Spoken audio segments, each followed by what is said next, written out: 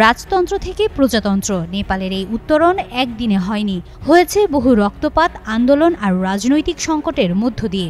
কিন্তু ২০২৫ সালে এসে সেই প্রজাতন্ত্র যেন আবার হোঁচট খেল।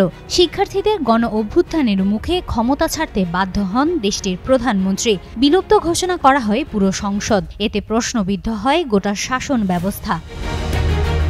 সবকিছুর শুরু ৪ সেপ্টেম্বর। নিয়ম ভঙ্গের অভিযোগ তুলে প্রধানমন্ত্রী কেপি শর্মা ওলি বন্ধ করে দেন ২৬টি সামাজিক যোগাযোগ মাধ্যম। তরুণ সমাজের স্বর রুদ্ধ করে দেওয়ার সেই চেষ্টায় উল্টো আগুনেই ঘি ঢালে। দেশজুড়ে শুরু হয় আন্দোলন। ফেসবুক বন্ধ ছিল, কিন্তু ক্ষোভ ঠেকানো যায়নি। পুলিশের গুলিতে প্রাণ যায় ১৯ জনের, আহত হয় শতাধিক। সহিংসতা ছড়ায়, ভাঙচুর, অগ্নিসংযোগে রণক্ষেত্র পরিণত হয় শহরগুলো। ৩ দিনের মাথায় প্রধানমন্ত্রীর পদত্যাগ।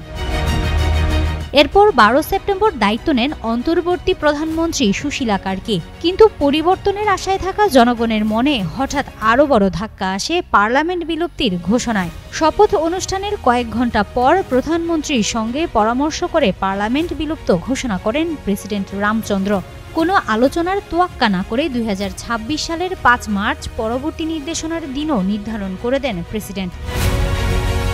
এই সিদ্ধান্ত কি অসাংবিধানিক বলছে নেপালের প্রধান ৮টি রাজনৈতিক দল। তারা বলছে, জনগণের ভোটে নির্বাচিত সংসদ ভেঙে দেওয়ার ক্ষমতা একা রাষ্ট্রপতির নেই।